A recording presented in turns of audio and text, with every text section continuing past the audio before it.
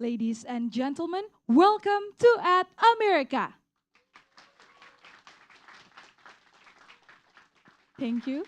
At America is the U.S. Embassy's American Center, and our mission is to provide a space for young Indonesians to learn more about the United States. First of all, allow me to introduce myself. My name is Patricia Elizabeth, and it is such an honor for me to be MC for this event. Allow me to extend our warmest greetings to our distinguished guests and our honorable speaker. Welcome to At America, and we are really honored to welcome all of you. Today's special event, a new era of U.S.-Indonesia partnership, where you can learn more about how the Department of State's efforts to expand and strengthen the relationships between the people of the United States and other countries like Indonesia.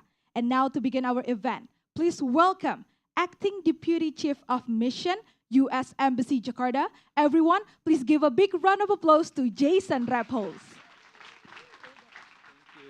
Thank you, Patricia. Selamat siang semuanya.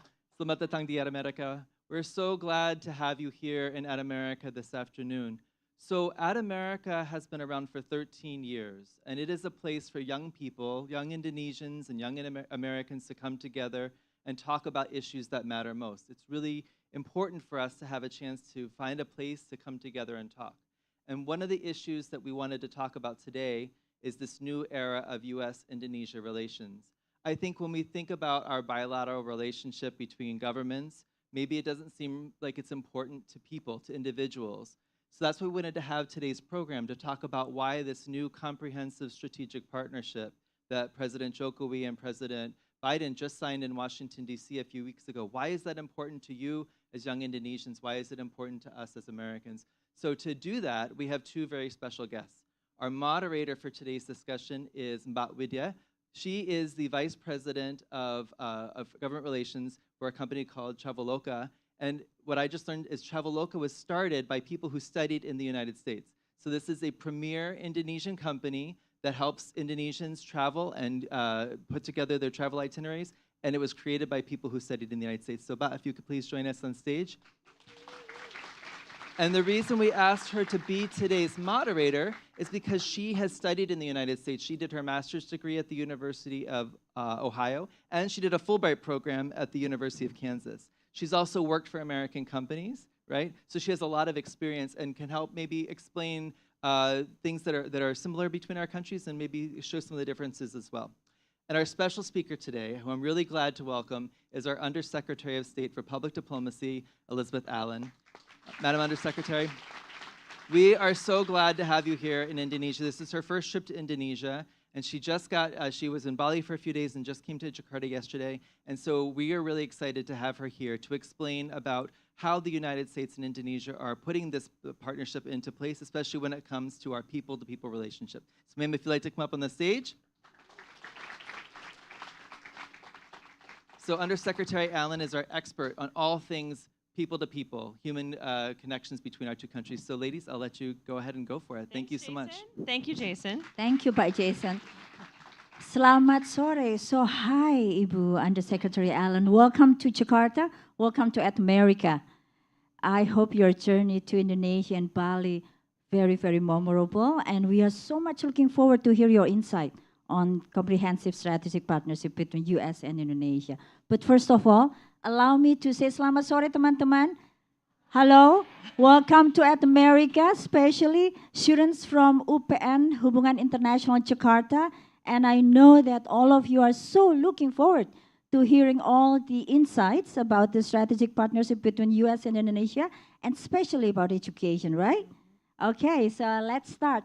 So Undersecretary Allen, you just came back from Bali, and as Pak Jason mentioned, last month President Jokowi visited Washington, D.C. to meet U.S. President Biden, and both of the leaders agreed to elevate the strategic relationship, and it's called Comprehensive Strategic Partnership. So would you mind sharing us to all of the young people here, what are the priorities of that CSP, please? Absolutely. Let me first just say, it is so nice to see all of you. This is so exciting. A big part of my job as Undersecretary of State for Public Diplomacy involves traveling all over the world to learn, to listen, to build relationships between people of the United States and people all across the world, particularly young people. I am so energized to be here with all of you. I know your power. I hope you know your power, and I hope you walk away from today feeling like you have a little bit more insight and a few more tools to think about how you will all chart your forward path. So with that, I am very excited to be here. Thank you for welcoming me. Thank you to the At America team. Thank you to U.S. Embassy Jakarta.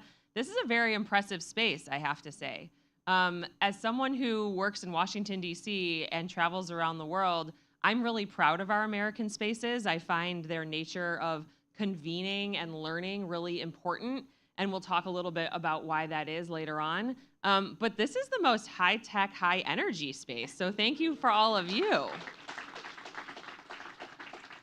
So thank you for the question. We are going to make the comprehensive strategic partnership interesting to all of you. So, because I know that's a diplomatic term, right? And a term of art in terms of bilateral relations. And what does it mean? What I think is really important to convey is that the United States and Indonesia have long been very close friends and partners. And we are bound by a shared belief in democracy, a shared belief in inclusion and pluralism, and the fact that we are better off for all of our diversity in each of our respective countries. We are driven by a commitment to driving economic growth, particularly through innovation. We're driven through a commitment to work on climate change. So all of those things were true leading up to the last couple weeks. But what President Jokowi and President Biden did in the Oval Office just a few weeks ago in Washington was say to each other and say to the world, we respect each other as allies in the most strategic, most respectful way possible. So for Indonesia, the highest level of a bilateral relationship they can have with any other country is this phrase, a comprehensive strategic partnership. We used to have a comprehensive partnership, then we had a strategic partnership, and now we have a comprehensive strategic partnership. And in all honesty, that phrase really does signify the fact that we know that we must and want to work together to tackle the future. So if I may, I'll talk a little bit about what that entails, right? And why does it matter to all of you? So there are 4 main areas that we are working on as allies and partners under the Comprehensive Strategic Partnership. Let's call it the CSP to save us all a little time. The first is security. The second is our economy. Third is climate change and the environment. And fourth is people to people, where I want to spend the most time talking, particularly for those of you interested in further educational opportunities, travel opportunities, training opportunities. But I'll say just a couple words about the first 3 because a lot of my colleagues across the US government and a lot of people in private industry and NGOs and civil society in both of our countries are working really hard at the other pillars. On the security and defense front, the United States is Indonesia's biggest defense partner. That means that we're working on joint exercises. That means we're bringing together nations from all across this region to think about security, to practice exercises and to work through planning details. So that's a really important part of our relationship, particularly given Indonesia's geostrategic importance in the Indo-Pacific. And we in the United States have said that the future of the 21st century, particularly economically, is going to be written right here in the Indo-Pacific. And in this area of Southeast Asia is central to the Indo-Pacific, and Indonesia is central to Southeast Asia, as we all know. So security is a big part. Economic growth and economic innovation is the second and also equally important part of our strategic partnership, our comprehensive strategic partnership. And so we're working on things like investment in infrastructure, in supporting businesses owned by women, in thinking about tourism and how we can increase tourism amongst our countries. All of these innovative economic pieces are critically important, which brings us to climate change. And so much of climate and the economy overlap, as we all know. So a big part of what we're working on in the climate sector is working on renewable energy and helping transition Indonesia's energy economy from fossil fuels to sustainable energy solutions. I don't want to go on too long here because there's a lot about the CSP, but let me just end and then we can talk more about what you're all interested in terms of people-to-people exchanges. So one thing that I say to world leaders, members of Congress, my own colleagues at the State Department all the time is to remind them that the future of the world is not just going to be shaped by governments, it's going to be shaped by people, which means that relationships amongst and between people of our countries are central to achieving foreign policy success and to achieving those shared goals that we're working on together. So I'm really excited that education in particular and people-to-people exchanges are a major pillar of the CSP relationship between the United States and Indonesia. We've committed to expanding things like the Fulbright program. We are working on ways to increase international education to bring Indonesian students to the United States and vice versa. We have programs like the Fulbright, like I mentioned. We have the Young Southeast Asian Leaders Initiative, which is why I was in Bali. So I will stop there, but I do want to just say that this part of our relationship that focuses on investing in your generation, in increasing education and training, in offering access to English language, that is some of the most important work we do, and we're so pleased to be doing it more with Indonesia. Wow, thank you, Undersecretary Allen. I know when you say increasing the number of student exchange, I know some of your eyes are brightened up, so I'm sure there'll be lots of questions on that. But going back to Wisely or Young Southeast Asian Leadership Initiative, I like when you say that the future of government is based on the people, right? So you just came back from Bali. Would you mind sharing the key takeaways? Well, I don't know if you've all heard, but Bali has some nice beaches.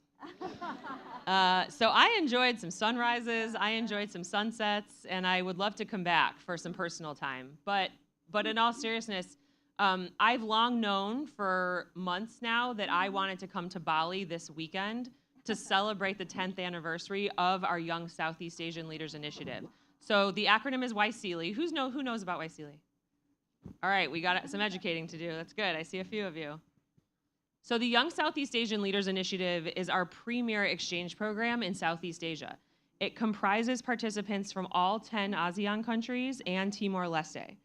And what it does is give either students or professionals an opportunity to go to the United States for training. So the program is for people 18 to 35. How many of you are 18 to 35? All right, quite a few. That's good. Get your applications ready. We can help you do them at America. So the YSEALI program is a regional program, which I think is really important, right? Indonesia was the chair of ASEAN just in this last year. And so thank you for hosting so many ministerials and events here in Jakarta and in Bali. But the Young Southeast Asian Leader Initiative is meant to send students and professionals for training to the United States. But also, importantly, it offers virtual resources for people too. So to give everyone a sense, there's been over 6,000 people from Southeast Asia who've come to the United States on YSEALI, but over 150,000 are part of our YSEALI network that has access to convening and to virtual resources because, again, we believe that especially since 2/3 of the population in Southeast Asia are under 35, we have an obligation to help equip the next generation with the types of experiences and tools and skills that they want. So part of this is you tell us what you want. I would love to listen today.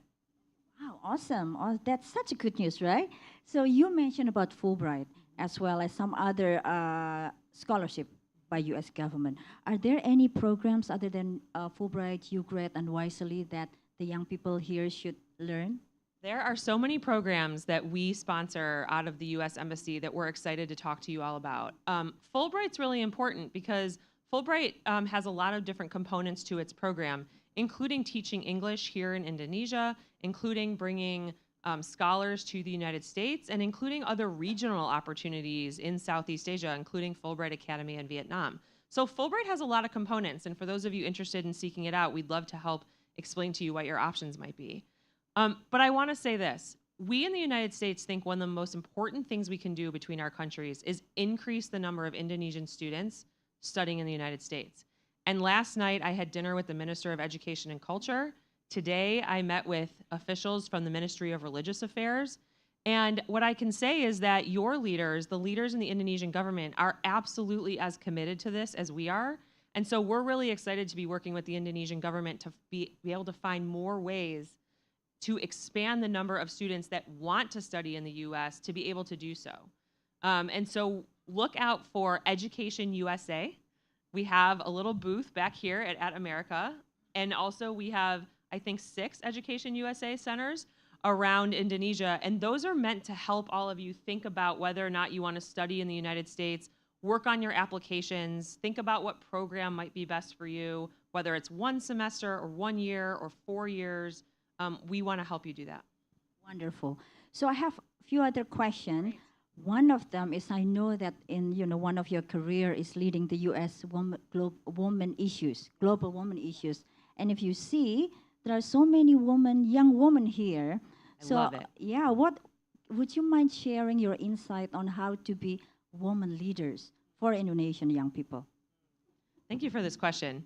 Yeah, so I started my career as a State Department intern, and I worked on international women's issues, and I believed then, as I do now, even more strongly having traveled around the world, that any progress we hope to make on any issue needs to make sure that we have full gender representation, gender equality, and gender inclusion. So our hope of progressing economically, our hope of progressing in climate, our hope of progressing academically means that all of you out there, but especially you women, are important to us to invest in. And so we're also very proud to have some exchange programs that focus specifically on women entrepreneurism, as women are starting in their careers, particularly with small and seed businesses. So that's really important to me. I feel very honored to be in the position that I am and have thought a lot about leadership, to your point. And what does it mean to be a leader? What does it mean to be a woman in leadership? I take very seriously my responsibility to represent the fact that women can lead, that women should lead, that women are leading, in my case, for the United States government. I think it's really important to bring a humanity to leadership. We are all so much more than our jobs. We're all so much more than what our social media profiles say. We're all so much more than what people think of us when they first look at us.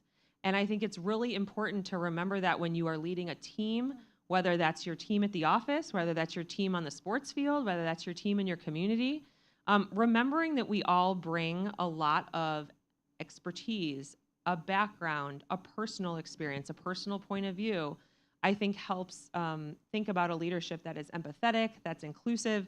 And at the end of the day, I really strongly believe that no one has the real estate on good ideas. And I learned that from President Obama, to be honest with you. So I worked in the White House for 7 years under President Obama and then Vice President Biden. And I learned from them what it meant to have inclusive leadership. They knew that it was their responsibility to make sure that they were not just asking questions of the senior officials sitting right next to them, but of the young people and the working level staffers in the back corner of any room, because that makes any kind of process or any kind of policy solution more honest. And so I really think that deliberation and reaching out to anybody in any room is an important part of leadership. Wow, that's very powerful. All right, I have one other question, Great. but I would like to open to question from the audience. I know you have lots of questions. Anyone from? Yes, please.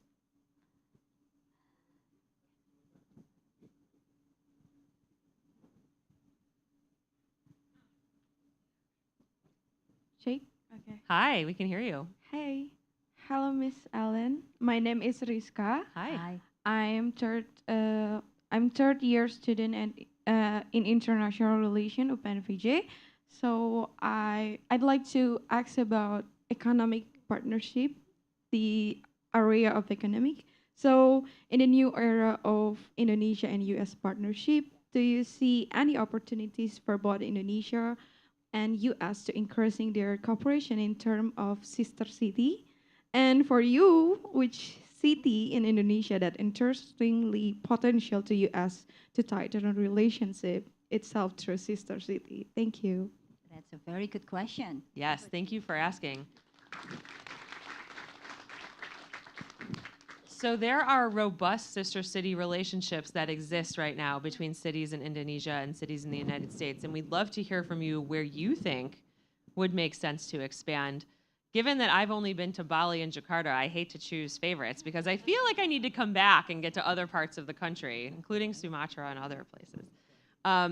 Here's what I would say. I think no matter where anyone lives, there is an opportunity to be connected with people in the United States and around the world. And that can be done through sister city relationships. That can also be done through virtual exchanges, that can be done through education. But I think the spirit of your question is exactly the right one for all of us to be thinking about, which is how do we connect with people that are geographically distant from us and might have a different background, knowing we can learn from them? And I think one thing we're trying to really communicate about US programs and about building people-to-people relationships is that it's not just about creating more understanding amongst each other, which is really important, by the way, right? I would offer to all of you that our goal in building relationships shouldn't be to get us all to always agree with each other, but it should be to get us to understand each other. And that creates space for progress and space to deal with complex issues. But in addition to that, to your point, we really need to be thinking about what outcomes are a result of those types of relationships. And in my view, we will see more stability, more prosperity, more peace, more security, the more we have relationships between people of different backgrounds in different countries.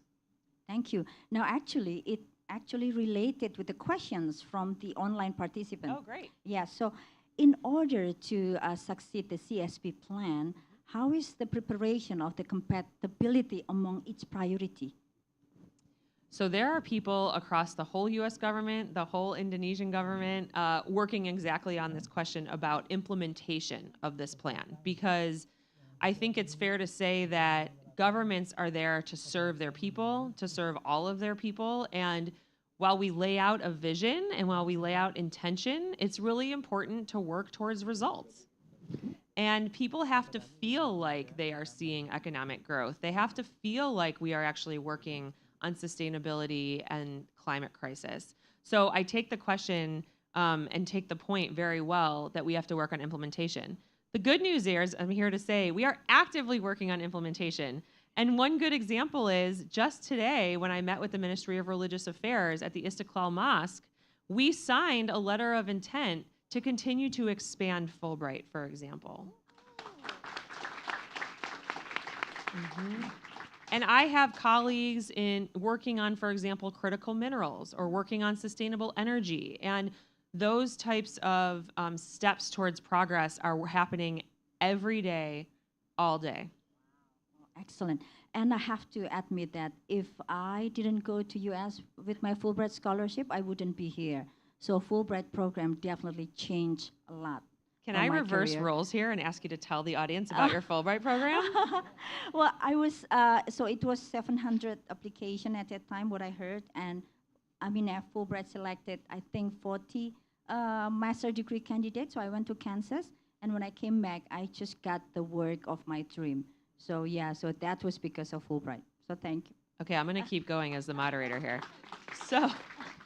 So what was the most, number one, impactful part of your Fulbright? And what was the biggest surprise about your Fulbright experience? So this is actually the part that I scared the most. I'm being asked by Undersecretary of United States. So that the most, I think the chance to meet other young people, because when I was in Kansas, I think I met all of, I think, 70 Fulbrighters from 70 countries, and that's amazing. Until now, if I want to learn something about technology, because I work in a technology company from other country, then I just look at the social media and ask one of the Fulbright alumni. So that's, I think, the most, definitely you will have like forever friends all over the world. Yeah, but I do have one other question for you. So Okay, I'm going great. back to the question. I got a lot more to say, so I'll take the question. All right. So, but first of all, I would like to check on this side. Anyone? No more question from this side?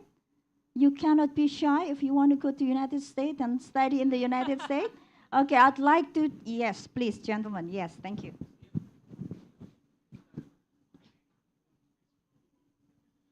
First, I would like to Hi. say thank you for the opportunity, Miss Allen, and my name is Fadil. I'm also from the international major, and I would like, since we've been talking about the Fulbright programs, I would like to know more if the U.S. and Indonesia partnership are planning to maybe create a new programs or offer a new perspective with different kind of purpose. So, or maybe we are just planning to keep expanding the Fulbright program. So, because I remember that you mentioned that one of the purpose for the US-Indonesia partnership was to increase the student exchange. So I would like to know if there are foreseeable plan for the future and the programs. Excellent. Thank you for the question. So, to the letter of your question, I would say we don't necessarily need new programs. To the spirit of your question, I would say we are absolutely adapting and evolving our current programs to meet needs, right? I will spare all of you the bureaucratic processes that it takes to create new programs.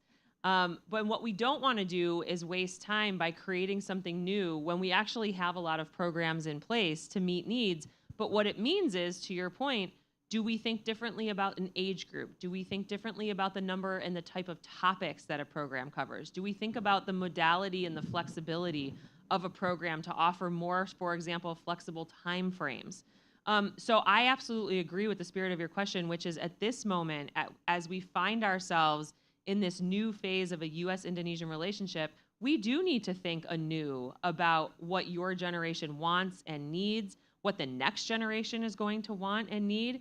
And so what I'm really happy to say in response is that we're doing a lot of thinking about how to make sure that our current programs can be adapted, expanded, or evolved to meet emerging needs. And so by that I mean, you know, think about 5-10 years ago, we would not have had Fulbright programs that focused a lot on AI, quantum physics, things that are emerging technologies. Those might have been the exception instead of the rule. Now we know that we have to have programs that are meeting the moment on how quickly technology is evolving, particularly in the space of AI. Another thing we've seen is after the global pandemic, there is a lot more demand to have programs where people can go study or get trained in the area of public health, because we all saw the impact that COVID had on our lives globally.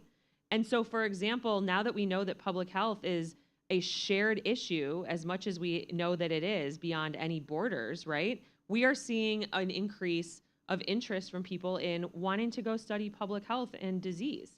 So I think what we're seeing in society and factors that are shaping all of our lives, whether they be technology or health or climate, we are making sure that our programs can meet that moment. And I would think, in particularly when it comes to Fulbright, again, Fulbright means about 20 different types of programs within the Fulbright banner, to your question. Thank you for asking. Thank you for the question. So, Undersecretary of Allen, so I have one other question about at America. We all know this place is fantastic. It has lots of information about United States and education. Now, how it fits into the U.S. commitment toward education? Okay, I love this question. So here's what you should all know. We have some of the most groundbreaking American spaces in the whole world right here in Jakarta.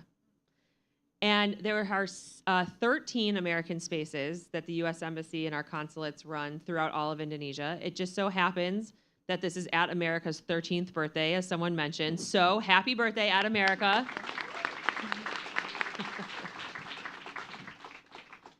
I really view our American spaces and our intent behind them as absolutely central to building people-to-people relationships, because as much as we're all online all the time, and I believe Indonesia and the United States are the top 2 users of TikTok in the world. I know that everyone's on Facebook and Instagram in addition to TikTok, and the digital world and the way to digitally communicate is really important. But I also believe, and we believe, that in-person convening is incredibly important. You all seeing each other, learning from each other, me getting to meet all of you, you knowing our U.S. Embassy staff, that leads to very demonstrable outcomes and very demonstrable progress, because it allows you to further access resources directly. So we are thinking about American spaces as places not just where all of you can come access resources, whether it's different kinds of trainings or coding or understanding how to apply to exchange programs, or in other parts of other countries where people don't have as much access to the internet as exists in Jakarta, we provide free access to the internet. We have libraries, things that particularly in underserved communities can't be taken for granted. That resource piece is really important. But the convening piece, I think, is the most powerful part of our strategy behind At America and American Spaces. Because as I talked about before, if we're hoping to build relationships in an effort to increase understanding and then ultimately to start talking about solutions, we need a place to do that. And we need a place to do that that's easy to access, that's cool and techy like this place is, right? That is easy to get to, and that is welcoming people in. And I think that's really important. I talked earlier about being at the Istiklal Mosque today to meet with the Ministry of Religious Affairs and to sign an MOU on increasing our English language programs through Fulbright into schools under the Ministry of Religious Affairs purview. But it's also important to say that why I was at the Istiklal Mosque was to visit our American space in the mosque. It is the only mosque in the world that has an American space in it. And that was due, yes, it's really important. That is really groundbreaking. And, you know, I think meeting the Grand Imam at the Istiklal Mosque and hearing his vision for partnering with the U.S. Embassy, creating a space in a mosque that is welcome to people of all faiths, of all backgrounds, to make sure that anyone coming in to worship or trying to understand what's happening at the mosque also has access via our American space there to learning more about America, thinking about opportunities to go there, understanding what's going on around the world. That is incredibly powerful and important. Yes. So go to our American spaces. Thank you for being here today at America. Check the other ones out. Thank you, thank you. We still have time, so I'd like to check again on this site whether any one of you have question. And then everybody look down on the cell phone, no? Oh yes, please, gentlemen. I'm an open book. You can ask me anything you want.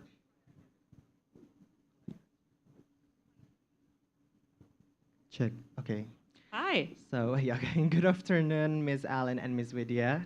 Okay, so I would like to say thank you for the opportunity. My name is Aldebaran, and I'm also from International Relation major in UPN Veteran Jakarta. So, as you mentioned before, that there are a lot of student exchange program from that U.S. and Indonesia has already been made, like Fulbright and also YSEALI. So I want to ask about considering the broader spectrum of the U.S. and Indonesia partnership, and also we already entering the new era of U.S.-Indonesia partnership, what measures are being taken to ensure that student exchange programs not only beneficial for the individual students, but also contribute to the overall goals of the bilateral cooperations? Thank you. Great question. You had that ready to go, so thank you for volunteering your question. So look, let's zoom out really quick. Like a 50,000-foot answer to your question is education really is at the center of building this bilateral relationship, because no issue in any portfolio can be dealt with unless people are educated as a first matter of course, right? And so if we hope to make progress in cyber, if we hope to make progress in AI, if we hope to make progress on sustainable energy, if we hope to make progress on infrastructure development, all of that requires education up front. So really, the way in which our government, your government, sees this is education is foundational to every single other issue. And so to your point, how are we trying to make it easier? How are we trying to make progress? In addition to the United States expanding and evolving our own programs, we are working with the government of Indonesia to make educational opportunities more equitable and more accessible. I think this is really important. One of the things I talked about with the ministers was the LPDP program that they have here, and the need to diversify the number of schools that are options under the LPDP program to think about cost affordability, to think about geographic diversity. I'll tell you right here, I'm a product of a state school in New York State. I didn't go to Harvard. And I think it's really important that you all know that you can have any kind of educational experience and still come out the better for it.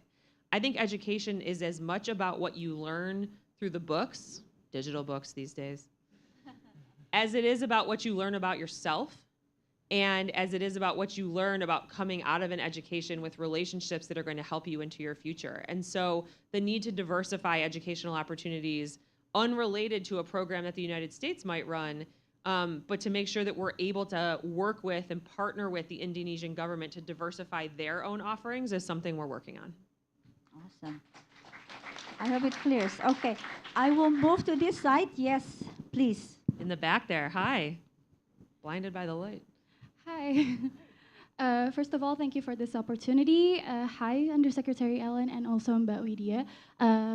Allow me to introduce myself. I'm Alvira from third semester of, obviously, the International Relations major from UPN-VJ.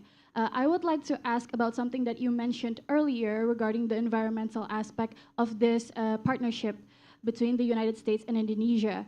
You've mentioned that this partnership is trying to change the coal fuel or alternate the coal fuel in Indonesia that is being used in Indonesia and change it into something more sustainably for the environment.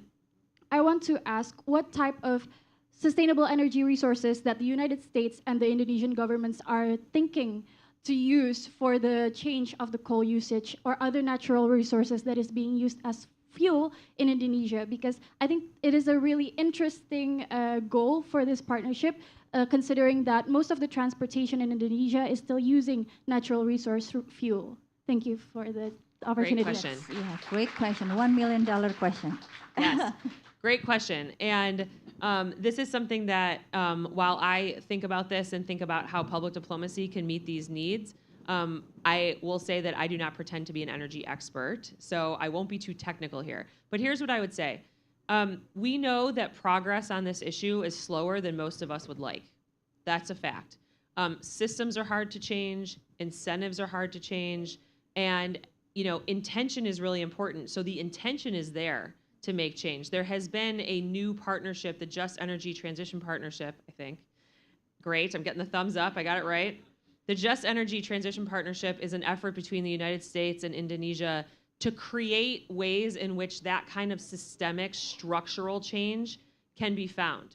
Because we all know that we're relying on individual companies or individual investors or individual governments to make some progress, but really we have to think about how to incentivize that structural change that's at the heart of the pace of progress that we'd like to see go faster.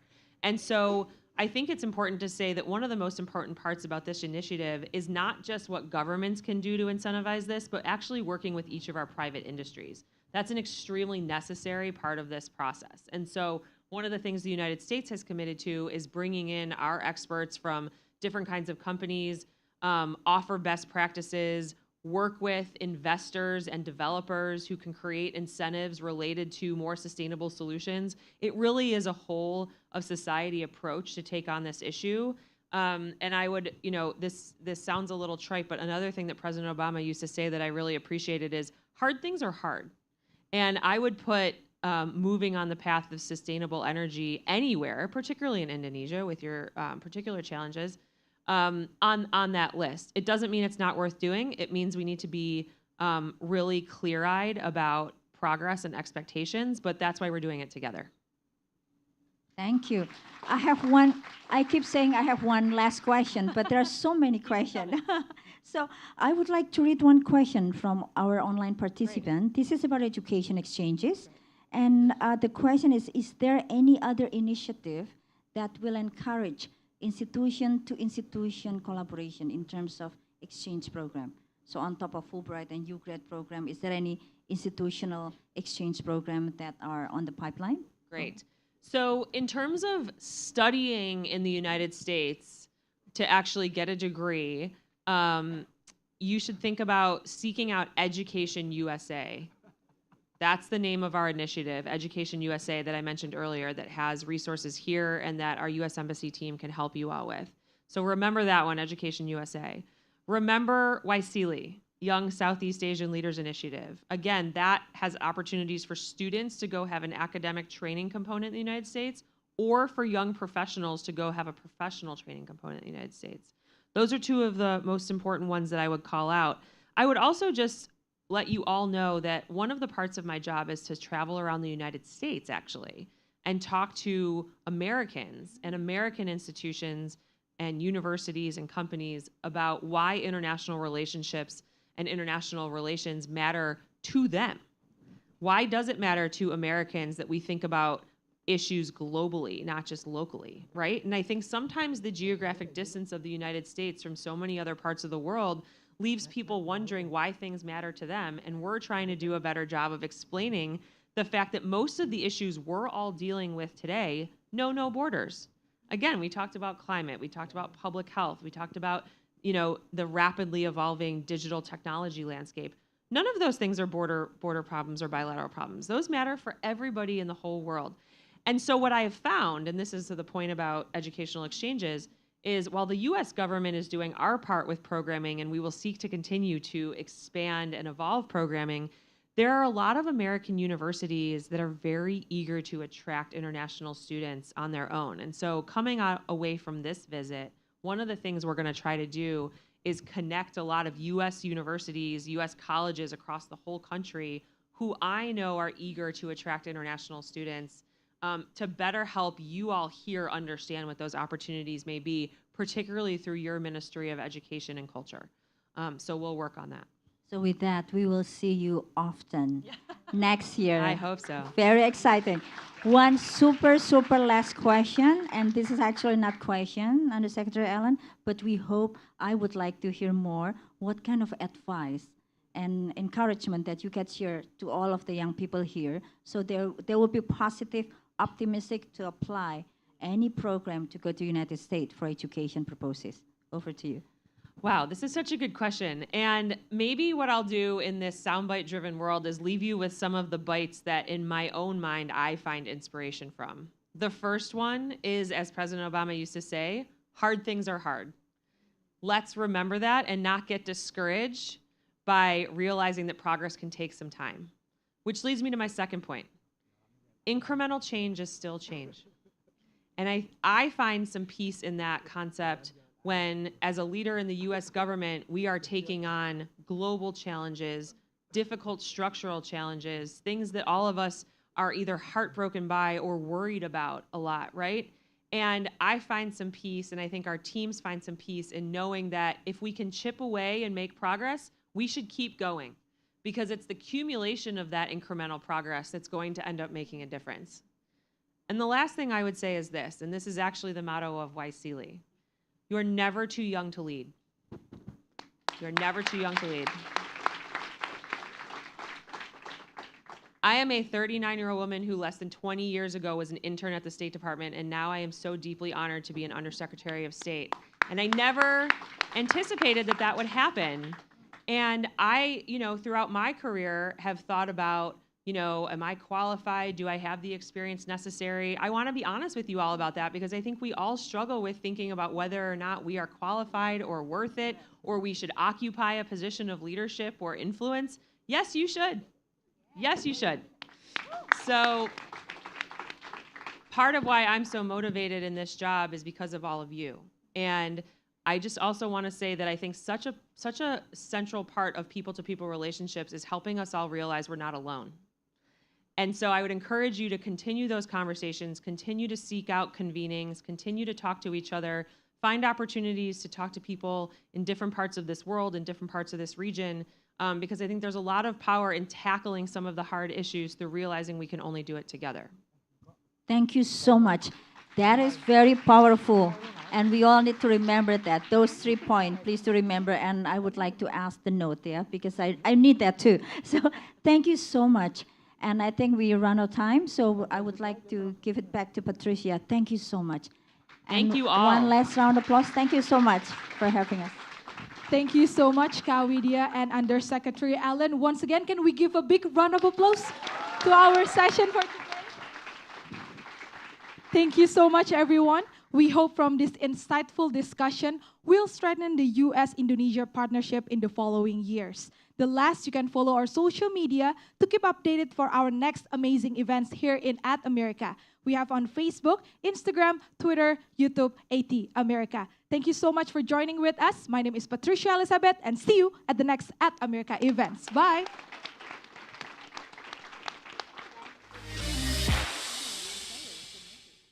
And now we're entering the photo session. With that,